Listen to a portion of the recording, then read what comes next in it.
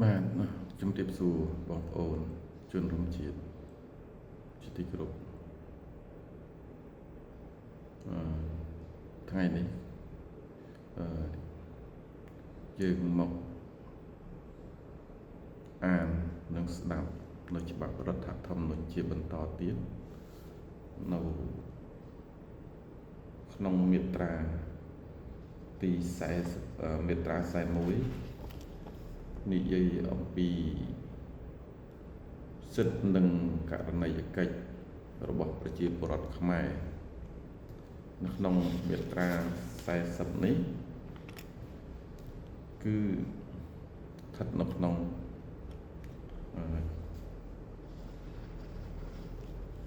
ជំពូកទី3ដដែលនិយាយអំពីសិទ្ធិនិងកាតព្វកិច្ចរបស់និងករណីយកិច្ចរបស់ប្រជាពលរដ្ឋខ្មែរបាទដូច្នេះកុំឲ្យខាតពេលវេលាយូរបងប្អូនខ្ញុំសូមអាន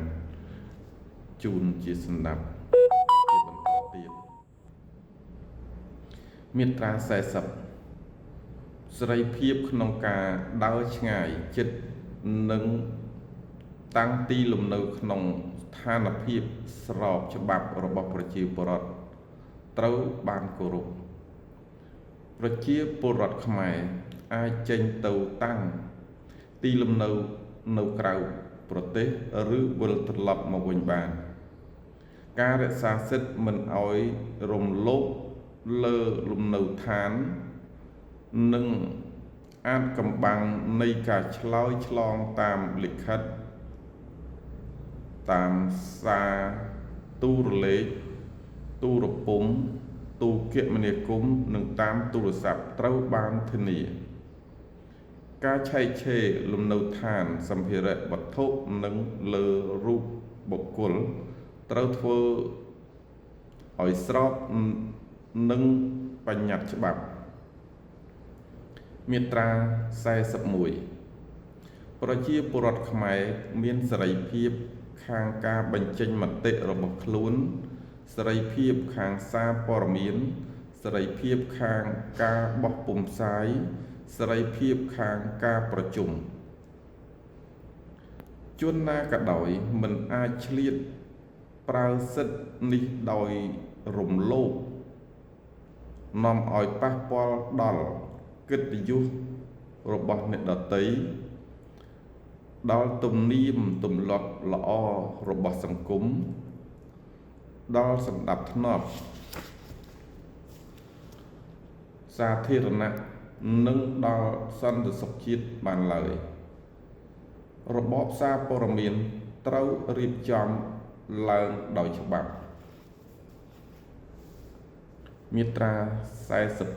42ប្រជាពលរដ្ឋខ្មែរមានសិទ្ធិ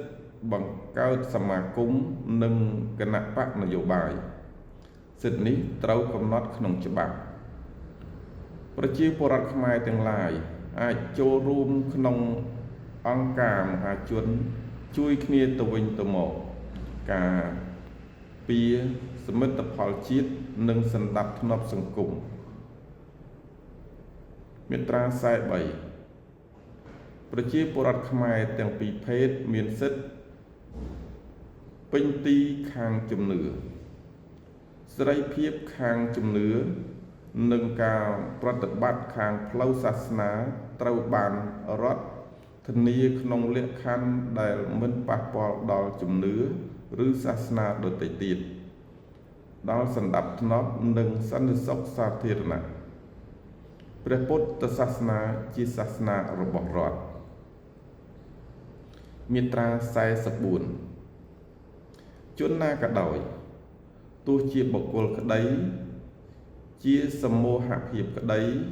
មានសិទ្ធិជាម្ចាស់កម្មសិទ្ធិមានតែរូបវ័ណ្ណបុគ្គលឬនីតិបុគ្គលដែលមានសញ្ជាតិជាខ្មែរទេទើបមានសិទ្ធិជាម្ចាស់កម្មសិទ្ធិលើដីធ្លី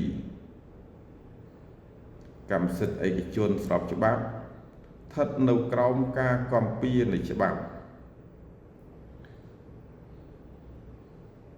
ដែលនឹងដកហូតកម្មសិទ្ធិអំពីជនណាមួយបាននោះលុះត្រាតែ ប្រយោជន៍សាធារណៈតម្រូវឲ្យធ្វើក្នុងករណីដែលច្បាប់បានបញ្ញត្តិទុកហើយត្រូវផ្ដល់សំណងជាមុនដោយសមរម្យនិងយុត្តិធម៌មាត្រា45ការរើសអើងគ្រប់ប្រភេទប្រឆាំងនឹងស្ត្រីភេទត្រូវបំបត្តិចោលការធ្វើអាជីវកម្មលើការងាររបស់ស្ត្រីត្រូវហាមឃាត់បុរសនិងស្ត្រីមានសិទ្ធិស្មើគ្នាក្នុងគ្រប់វិស័យទាំងអស់ជាពិសេសក្នុងអាពាហ៍ពិពាហ៍និងគ្រួសារអាពាហ៍ពិពាហ៍ត្រូវធ្វើតាមលក្ខខណ្ឌដែលមានចែងនៅក្នុងច្បាប់និងតាមគោលការណ៍ស្ម័គ្រចិត្តប្តីមួយប្រពន្ធមួយមាត្រា46អំពើលក់ដូរមនុស្សអំពើធ្វើអាជីវកម្មផ្នែកបេសកកម្មនិងអំពើអាភិសដែលប៉ះពាល់ដល់សេចក្តីថ្លៃថ្នូររបស់នារីត្រូវហាមឃាត់មិនឲ្យមានការបញ្ឈប់នារីពីការងារដោយមូលហេតុមានកនារីមានសិទ្ធិឈប់សម្រាកនៅពេលសម្រាលកូនដោយទទួលប្រាក់បៀវត្សនិងដោយមានការធានារក្សាសិទ្ធិអតីតភាពក្នុងការងារនិងអត្ថប្រយោជន៍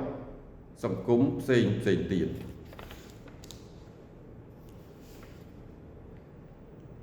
រដ្ឋនិងសង្គមយកចិត្តទុកដាក់បង្កលក្ខណៈឲ្យនារីជាពិសេសនារីនៅជនបទដែលគ្មានទីពឹងបានទទួលការឧបត្ថម្ភដើម្បីមានមុខរបរមានលទ្ធភាពព្យាបាលជំងឺឲ្យកូនទៅរៀននិងមានជីវភាពរស់នៅសមរម្យមាត្រា47មាតាបិតាមានកាតព្វកិច្ចចិញ្ចឹមថែរក្សានិងអប់រំកូនឲ្យទៅជាពលរដ្ឋល្អកូនមានករណីយកិច្ចចិញ្ចឹមនិងបីបាច់ថែរក្សាមាតាបិតាដែលចាស់ជរាតាមទំនៀមទម្លាប់ខ្មែរមាត្រា48រដ្ឋធានារក្សាការពារសិទ្ធិរបស់កុមារដែលមានចែងក្នុងអនុសញ្ញាស្តីពីកុមារ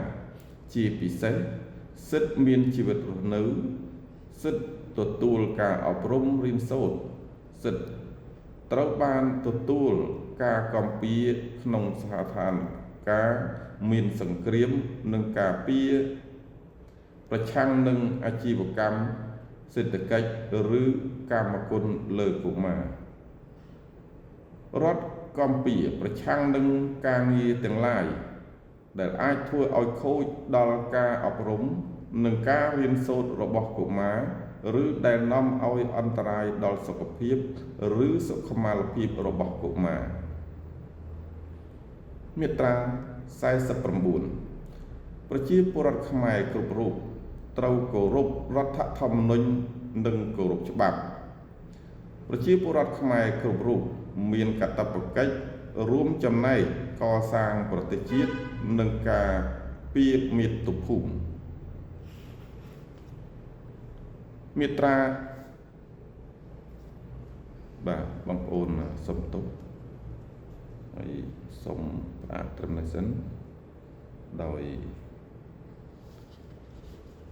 ក្នុងនេះខ្ញុំមានបាត់ទំព័រសភៅបងប្អូនដូច្នេះសូមពេលត្រឹមនេះសិន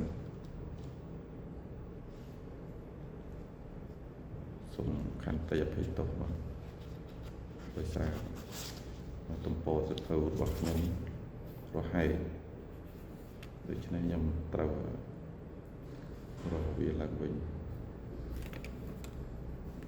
បាទសូមអរគុណច្រើនសូមមានសុខភាពល្អអាយុយឺនយូរប្រកបការងារបានជោគជ័យគ្រប់ភារកិច្ចបាទសូមអរគុណសូមជម្រាបលា